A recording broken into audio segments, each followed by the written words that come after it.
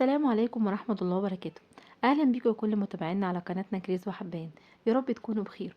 النهاردة إن شاء الله أنا هعمل معاكم فيديو كده بسيط على الخضار والفاكهة. نزلت السوق النهاردة بعد أجازة العيد ولسه كده الأسواق بتبتدي تشتغل. جبت حبة حاجات وقلت أقول لكم الأسعار وصلت لفين. اول حاجه هبتدي معاها البطاطس. طبعا البطاطس مفيش غنى عنها ولازم تكون موجوده بكميات كبيره في كل بيت.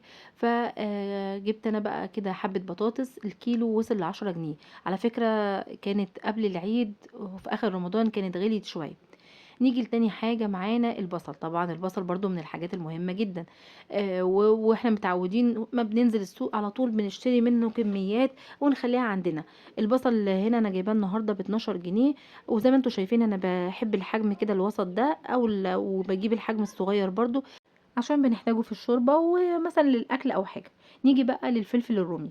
الفلفل الرومي ما شاء الله برضو كان حلو النهارده قوي في السوق، وسعره ما شاء الله برضو نزل، لانه كان في اخر رمضان وقبل العيد كان وصل ل35 جنيه، وممكن يكون 40 جنيه في بعض الاماكن، بس النهارده انا جايباه الكيلو ب25 جنيه. بس طبعا ما بجيبش منه كميات كبيرة لانه طبعا ما بيقعد كتير بيبوظ. روحه مش طويلة في التلاجة، فهاتي على قد استعمالك برضو. معانا كمان الخيار. طبعا الخيار من الحاجات المهمة برضو اللي ما بنستغناش عنها في السلطة او بناكله كده والاطفال والولاد بيحبوه جدا. وبرضو من الحاجات اللي كانت غليت جدا، وكانت غالية من اول رمضان لحد اخر رمضان كانت غالية. بس ما شاء الله برضو نزل. انا جايبه الكيلو هنا ب10 جنيه، سواء بقى انت هتجيبيه صوب او هتجيبي بلدي اللي هتلاقيه في السوق موجود، بس انا لقيت ده وعجبني وبرضو كان سعره حلو. نيجي برضو حاجة من الحاجات المهمة جدا وهي الطماطم. الطماطم كانت برضو ارتفعت في اخر الايام اللي فاتت دي، وكانت وصلت ل10 جنيه بعد ما كانت ما شاء الله كانت ب5 وب3 ونص في بعض الاماكن. لكن هي بدأت تنزل. انا جايباها النهاردة ب7 ونص. كانت تنقية، لكن لو الراجل هيعبيها لك كان البياع بيعبيها ب6 ونص. ما شاء الله حمرة وجامدة وحلوة قوي. تجيبي برضو على قد استعمالك، هتجيبي تخزني برضو، ده بيرجع لاحتياجك. طبعا لما كانت رخيصة خزنا منها وعملنا الصلصة وعملنا منها كميات كبيرة. نيجي بقى لليمون. الليمون بصراحة هو من الحاجات بقى اللي مش عاوزة تنزل خالص. كان ب100 جنيه في رمضان وقبل العيد ب100 جنيه، وما زال لحد دلوقتي ب100 جنيه. ولما هتلاقيه نزل شوية هتلاقيه ب80. طبعا عشان هو غالي كده فالواحد بيجيب على قد استعماله، يعني ربع بالكتير قوي نص كيلو بتجيبيه تحطيه في التلاجة وتستعملي فيه لحد ما يخلص. لانه طبعا برضو هو لو جبتي كتير بيبوظ، ما بي يعني روحه مش طويلة، وحرام بصراحة مع السعر ده. نيجي بقى للكنتالوب. الكنتالوب برضو بصراحة انا كنت واقفة كده لقيت ريحته طالعة جميلة بصراحة، وهو من الحاجات اللي بتبقى ليها ريحة قوية كده. فسألت الراجل اللي هو يا ترى معسل ومسكر ولا لا، قال لي بصراحة سكر. كان الكيلو ب20 جنيه. قلت نقيت بقى الكمية دي ووزنها طلعت 2 ونص، يعني دفعت 50 جنيه فيهم. بس هو ما شاء الله عاوزة اقول لكم ان هو طلع حلو قوي. طيب عاوزة اقول لكم معلومة برضه للكنتالوب يا جماعة، اوعوا تسترخصوا فيه بصراحة ربنا. لو استرخصتي فيه وجبتيه مش رخيص هيطلع ماسخ ومش حلو. فاما تيجي تجيبي بالذات لان احنا ما بنعرفش ننقيه، او انا بصراحة ما بعرفش فيه قوي. فهاتيه حلو وغالي شوية عشان يبقى طعمه مسكر وتعرفي تاكليه. كمان جبت الكابوتشا. الكابوتشا برضو للسلطة بقى للأكل كده. طعمها بيبقى حلو كده وبتطري، وبالذات بقى في اليومين اللي احنا داخلين عليهم حر دول هتبقى حلوة قوي.